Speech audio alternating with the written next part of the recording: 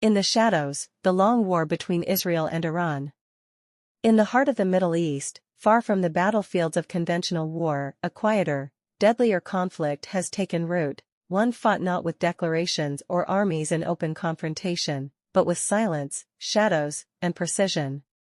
This is the story of the enduring and intensifying shadow war between two regional titans, Israel and Iran.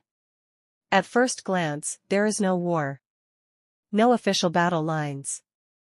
No flags waving over captured cities. And yet, the two nations have waged a relentless campaign against each other for decades, a conflict that pulses beneath the surface of global headlines, erupting only in brief moments of revelation, a mysterious explosion at a nuclear site, a high-profile assassination in broad daylight, a sudden missile strike in a distant Syrian town.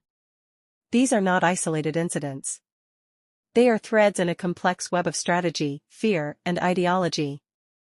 Origins, a revolution that redefined a rivalry. The seeds of this conflict were planted in 1979, when Iran underwent a seismic shift. The Islamic Revolution toppled the Western-backed Shah and brought to power a theocratic regime led by Ayatollah Khomeini. One of its earliest proclamations was a rejection of the State of Israel, a declaration that went beyond political disagreement. The new regime branded Israel as illegitimate, an enemy of Islam, and a tool of Western imperialism in the Middle East.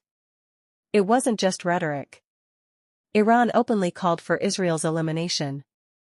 This marked a turning point in the region's geopolitical landscape. Iran transformed from a distant state with diplomatic ties to Israel into one of its most vocal and hostile adversaries. Two worldviews at war. What followed was not just a clash of nations, but a war of worldviews. From Tehran, Israel is seen as a colonialist implant, a Western ally exerting power over the Muslim world. Iran's leadership believes it has a sacred duty to resist this influence.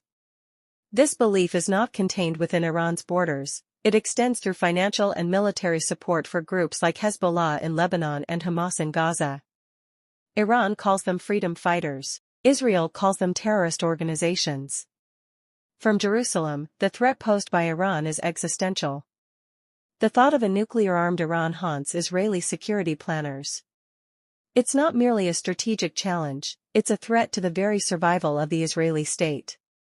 For Israel, stopping Iran's nuclear ambitions is not optional, it's a matter of life and death. The shadow war unfolds. Because neither side seeks, or can afford, full-scale war, the confrontation has evolved into a shadow conflict. Quiet, ongoing, deadly. Israel has carried out numerous airstrikes against Iranian-backed forces and infrastructure in Syria, aiming to prevent Tehran from establishing a permanent military foothold near Israeli borders. Syrian skies have become a silent battlefield, jets appear, strike, vanish.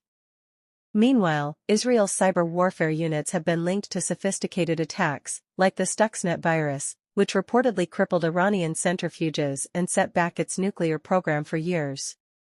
This invisible front, the digital battlefield, has grown as both sides escalate their capabilities in sabotage and surveillance. Then there are the shadow operations, assassinations of Iranian nuclear scientists, mysterious explosions at military facilities, intercepted weapons shipments. Israel rarely claims responsibility, but the message is always clear: we are watching, and we will act. Iran, in turn, responds through its proxies, groups embedded across Lebanon, Syria, Iraq, and Gaza. These militias, armed and trained by Tehran, keep pressure on Israel's borders and draw its military into constant readiness. At times, rockets fly. At times, rhetoric roars, speeches, threats, promises of retaliation. The war plays out in whispers and shockwaves. The real cost, power, identity, and an unknown future. Yet beneath every drone strike and data breach, a deeper conflict simmers. This is not just about territory or military dominance. It's about identity: who belongs in the region, who holds moral authority, who defines resistance and survival. For Iran, opposition to Israel is foundational to its revolutionary identity. For Israel, preventing Iran's rise as a nuclear-backed regional power is non-negotiable. The result is a volatile standoff. One that bleeds across borders, involving allies, satellites, and innocent civilians. Each act of sabotage, each provocation, draws the two nations closer to a red line, a point from which escalation might no longer be controllable. It is not a war of armies, but of influence. It is not peace, but a dangerous silence broken only by sudden violence. And it is far from over. Candle in the shadow war between Israel and Iran, what is not seen is often what matters most.